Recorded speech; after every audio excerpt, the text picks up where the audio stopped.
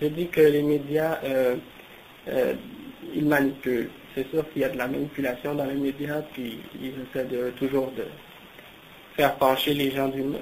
Par exemple, un jour, on voit un enfant palestinien qui est dans les mains de son père, qui est en train de mourir.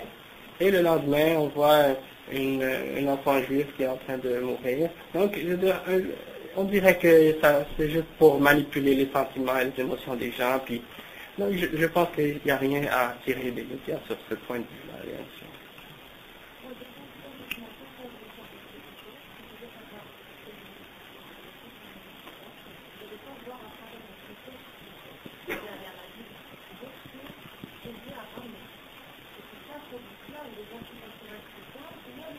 Mhm.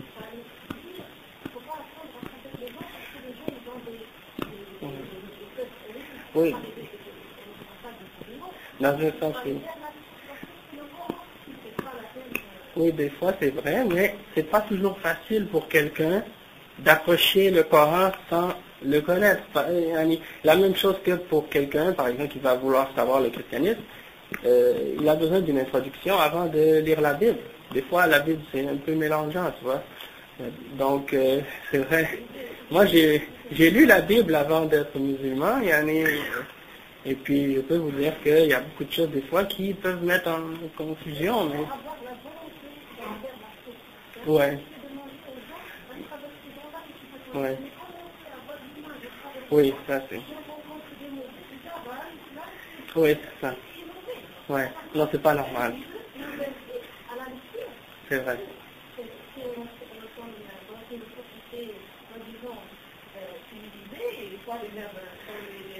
Mais les gens vont toujours prendre ce qui fait leur affaire. Souvent, si quelqu'un n'est pas sincère, il va toujours prendre ce qui fait son affaire. Par exemple, si quelqu'un a quelque chose contre l'islam, ben, il va chercher ce qui fait son affaire pour critiquer l'islam et les musulmans. Il va voir les musulmans font ci, font ça, oh, vous faites ci, oh, vous faites ça, vous faites ci, vous faites ça. Oui, mais c'est sûr, il n'y a personne parfait. On n'est pas des anges qui marchent sur la terre. Sauf que, il y a des principes, il y a des croyances qu'on accepte, qu'on croit, qu'on défend. Et s'il y a une contradiction entre ces principes-là et nous, eh bien, c'est pas nous. Nous, on est à blâmer, c'est pas l'islam. Vous comprenez? Donc, c'est ça. Est-ce qu'il y avait une question? Oui, d'accord.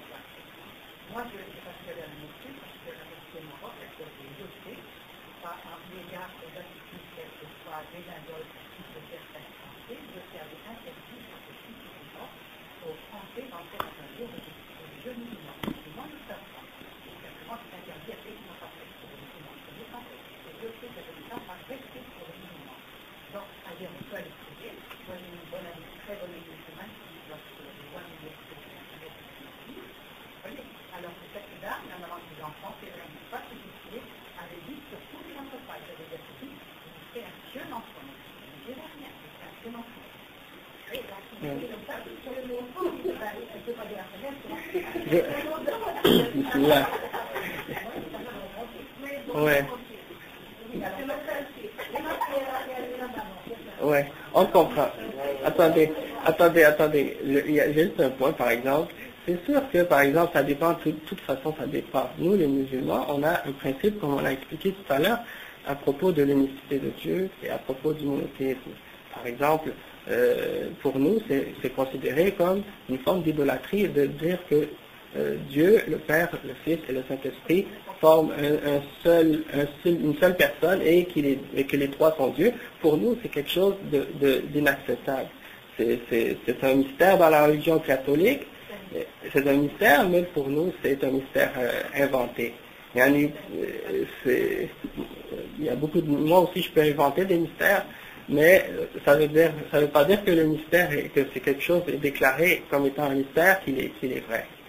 Donc, ce que je voudrais dire, c'est que si, par exemple, les enfants voulaient entrer dans l'église, il faudrait qu'ils aient une raison de rentrer. Si c'était pour adorer Jésus ou adorer Marie ou pour adorer les images, ça c'est contraire au principe de l'islam, puisque l'islam nous enseigne d'adorer Dieu seul et de rejeter toute forme d'association et d'idolâtrie. Mais si c'était juste pour regarder, pour voir, par curiosité, un concert de musique, bon. Ouais.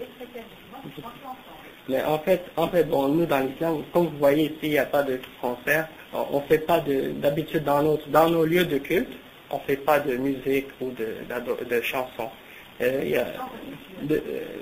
On n'en fait pas, nous, dans la religion musulmane, de chants religieux, parce que, bon, même Jésus ne faisait pas des chants religieux dans l'église. Et même, il n'est jamais rentré lui-même dans une église. Jésus n'a jamais été chrétien lui-même, mais en tout cas, c'est juste pour vous dire, bon, je sais qu'ils ont fait ça peut-être avec une bonne intention, et l'intention n'était pas mauvaise, mais sur le plan islamique, c'était pas acceptable. Mais la présence du roi, bon, le roi lui-même, là, ouais, ben c'est ça. Mais c'est pas parce il y a juste une chose que je vais expliquer, c'est que le fait que le roi ait fait quelque chose, ben ça ne veut pas dire que c'est accepté dans l'islam. Le roi a fait plein de... Ah oui, le commandeur le commandeur des croyants, comme il s'appelle lui-même, eh ben, il peut faire des péchés. Il y a des gens autour de lui, par exemple au Maroc, qui s'inclinent devant sa personne. J'ai vu ça à la télévision. Des gens font qu'est-ce qu'on appelle le recours, devant lui. Ça c'est un acte d'adoration qui est seulement voué à Dieu. Personne n'a le droit de faire le recours à un être humain. Si on fait ça devant une idole, un être humain, une statue ou le soleil, ça c'est un acte d'idolâtrie.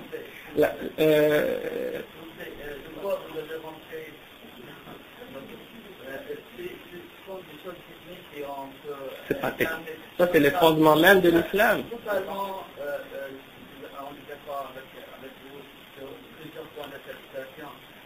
C'est pas de l'interprétation, as-sujud wa ruku' lillahi wahda. La sharika lah, la yushrak bihi. Il n'y a pas d'association. Oui. Est-ce que Allah, attendez, je comprends où vous voulez en venir. Est-ce que Allah a ordonné aux gens de se faire le recours au roi du Maroc? Jamais. On peut pas comparer Adam, l'ordre aux anges d'Adam avec l'ordre qu'est-ce que ces gens font. Il ne faut pas justifier le shirk sous aucune circonstance. Ce n'est pas des dhikr, ce n'est pas des shirk, ce n'est pas des dhikr, ce n'est pas des respects, c'est de l'idolâtrie claire et pure. Oui. D'accord. Non. Il y a d'autres personnes qui veulent, non.